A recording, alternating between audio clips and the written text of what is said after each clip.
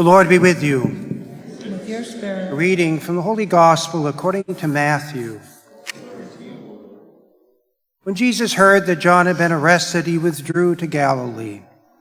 He left Nazareth and went to live in Capernaum by the sea, in the region of Zebulun and Naphtali, that what had been said through Isaiah the prophet might be fulfilled.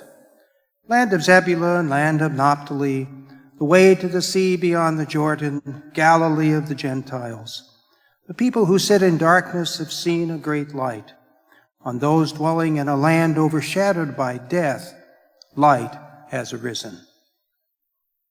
From that time on, Jesus began to preach and say, "Repent, for the kingdom of heaven is at hand." As he was walking by the Sea of Galilee, he saw two brothers, Simon, who is called Peter, and his brother Andrew, casting a net into the sea. They were fishermen. He said to them, "Come after me, and I will make you fishers of men." At once they left their nets and followed him. He walked along from there and saw two other brothers, James, the son of Zebedee, and his brother John. They were in a boat with their father Zebedee, mending their nets. He called them, and immediately they left their boat and their father and followed him.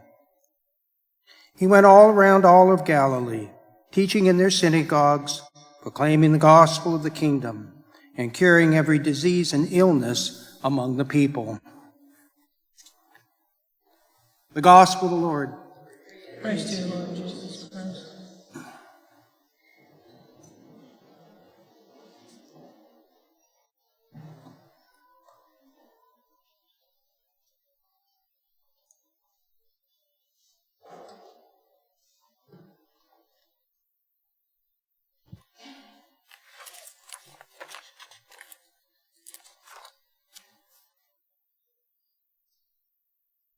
Capernaum.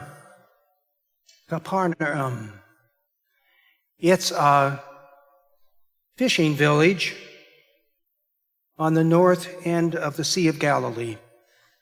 Time of Jesus, it had about 1,500 people living there. It had been established in the 2nd century BC and was a thriving community at the time of Jesus.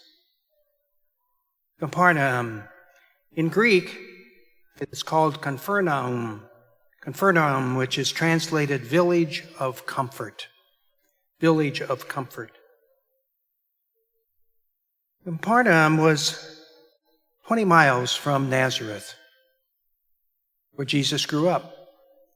So you heard in the first part of the gospel, when Jesus heard that John the Baptist had been arrested, it was pretty clear John the Baptist was not getting out of prison alive. Herod would eventually kill him, and that was obvious. But now that John was in prison, Jesus headed to the Galilee. Tradition is that Jesus was a disciple of John. When John the Baptist was baptizing in the Jordan, Jesus was joining him in that ministry, learning how to do it, along with a lot of other people. But with the arrest of John, it was time for Jesus to go north and begin his own public ministry, and he did. He went back to Nazareth. He stayed there for a while, but then he went to live in Capernaum. It's about a 20-mile walk from Nazareth to Capernaum. Nazareth is way up on a hill above the Jezreel Valley, and there's a road that goes from Nazareth that you can follow this day, which is certainly the road Jesus took. You go down the hill, heading towards the Sea of Galilee, and it ends in Tiberias, Roman city at the time. And then you make a left, go north, until you come around to the top of the Sea of Galilee, the very northern end, and there is Capernaum. The prophet Isaiah had a vision about that area in which Capernaum existed. He talks about the region of Zebulun and Naphtali in the first reading, and it's also quoted in the gospel. Zebulun and Naphtali were sons of Jacob. They were one of the 12 sons. And then when the chosen people came into the promised land, those various tribes established certain areas. The tribe of Zebulun and the tribe of Naphtali headed north, and they settled along the Sea of Galilee. And it is the area in which Capernaum is found. In Isaiah's vision, he says that it is west of the Jordan, which it is, and it's the land of the Gentiles. It's called the Decapolis. It's on the eastern shore of the Sea of Galilee, west of the Jordan. The eastern shore of the Sea of Galilee is Decapolis. This was all Gentile area. And in the gospel, Jesus visits there. He visits in the land of the Gentiles. There's a road that Isaiah is referring to, the seaward road to the sea. It was called the Via Maris, and it went from Damascus, came down by the Sea of Galilee, and headed west to the Mediterranean. And then it went south to Egypt. Historians say that that road was probably about 5,000 years old when Jesus came. It was an ancient trade road, a spice road, bringing goods from the east to the west. And so Capernaum is situated in the area of Zebulun and Naphtali. People lived there until the 11th century. There was a huge earthquake that destroyed this town, and they all left. Eventually, over time, Capernaum fell into ruins.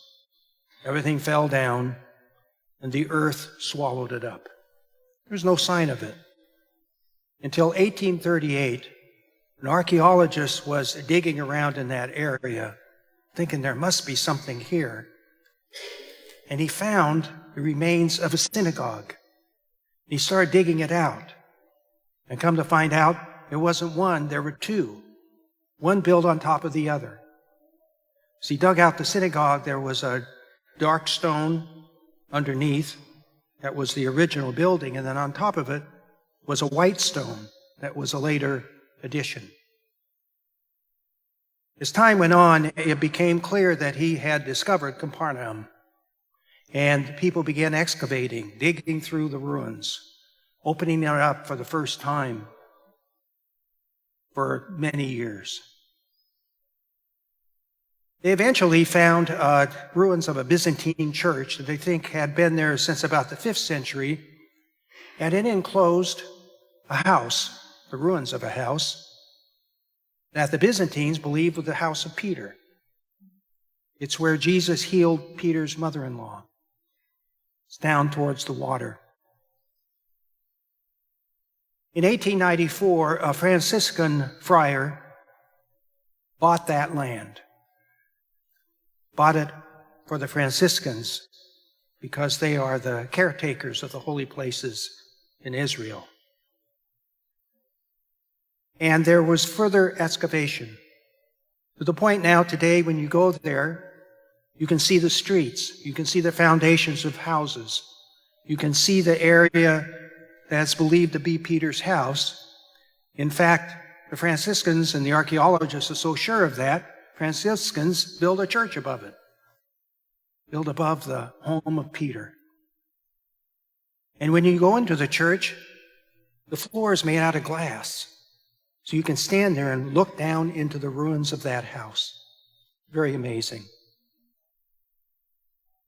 Capernaum, village of comfort. In the gospel, we hear Jesus going along the Sea of Galilee. He's heading, I suppose, for Capernaum, and he's getting close. And he comes across these fishermen. The first two identified as Simon Peter and his brother Andrew. They were casting their nets. The author of the gospel has to clue us in that they're fishermen. Okay, they're casting nets, so they must be fishermen.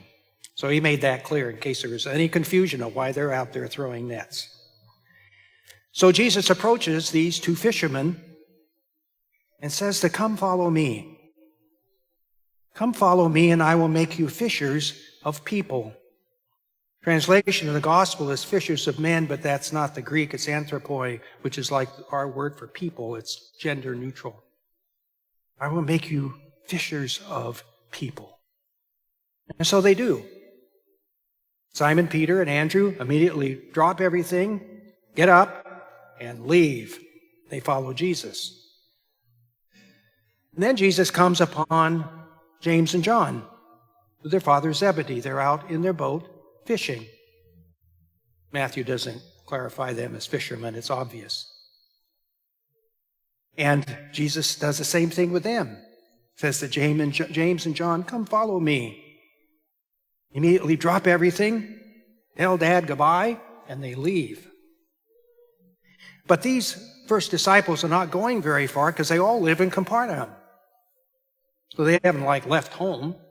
They're just following Jesus now. Scripture scholars say that these young men, James and John especially, they're probably about 14. Because their mother still has a huge influence on them. She's the one that will approach Jesus in another part of the gospel, wanting her young sons to have thrones and live and reign with Jesus in glory. So maybe Zebedee wasn't unhappy about his sons leaving. Maybe it was about time for them to go. We've had enough of you. Thank you for your help. Dad's fine. He's got his workers. Now it's time for you young men to get going. It's what we experience when it's time for the children to leave home. You tell them bye because it's time for you to go. But it's how life is. So Zebedee may not have been upset that James and John followed Jesus. But they're, again, not far away because they all live in Capernaum. And Jesus establishes his house there, or his living place. Scholars say he probably didn't have his own house. He very likely lived with one of the disciples. He may be living with Peter because that's why he was there to cure Peter's mother-in-law. But Jesus makes Capernaum his home base for his ministry. He's basically left Nazareth behind, the place of his childhood. Now it's time to have a new base, and that it'll be Capernaum. It's interesting that Peter and Andrew and James and John followed him so quickly, but there is reason to think that they were all maybe disciples of John the Baptist. They know Jesus. Clearly Andrew is, because that's mentioned in the gospel, disciple of John. And if they were all involved, and now they all know John's in prison and his ministry's done, he's not ever getting out, it makes sense that, what are we going to do now? Here comes Jesus. He says, follow me, instead of John the Baptist. Follow me. And they do. Immediately drop everything, and off they go into their ministry for the rest of their lives. It will be a huge change for all of them. So we too are called to listen to the call of Jesus in our lives. As Jesus approached Peter and Andrew, James and John, so Jesus approaches us in our lives. Formally, he approaches us at our baptism through the Spirit. He approaches us every day, calling us to follow him. Be different. Be different. As Peter and Andrew and James and John weren't fishermen anymore, they were now disciples of Jesus. They were different. And so we're called to be different because of our calling to follow Christ. It's important that we just not blend in with the world. Blend in, and then we just live like we would whether we were Christian or not. If St. Paul came down your street today and asked, where is there a Jewish family on this block? If there were one, the neighbors would say, they're Jewish. We know they're Jewish. They go to synagogue. It's obvious they're Jewish. St. Paul might say, well, who's the Muslim family? Say, oh, they're over there. It's how they dress. It's where they go to worship. We know about them. But then St. Paul will say, well, who's the Christian here? Who's the Christian family? And will the neighbors look at each other and go, Don't know. Don't know. Can't tell. You could have two families living next door to each other. The parents are atheists, don't believe in God. They're nice people, but they don't believe in God. And the family next door, Catholic or Christian. The question is, would anybody know the difference? Do they look exactly the same? Whether you're a believer in Jesus or you don't believe in God, do you look the same or are you different? And so that's the challenge, so that St. Paul could find you. Everyone would say, oh, they're the Christian family. We know that by how they live. We know how they are. We know what they do. They know how they treat people. And they stand out because they're different. They're not just like the atheist family. They're different because they follow Jesus and are obvious about it and tell people about it. They evangelize in their lives. They reach out to people, and so everybody knows they're Christian by how they live. Everyone knows they're Christian by how they love.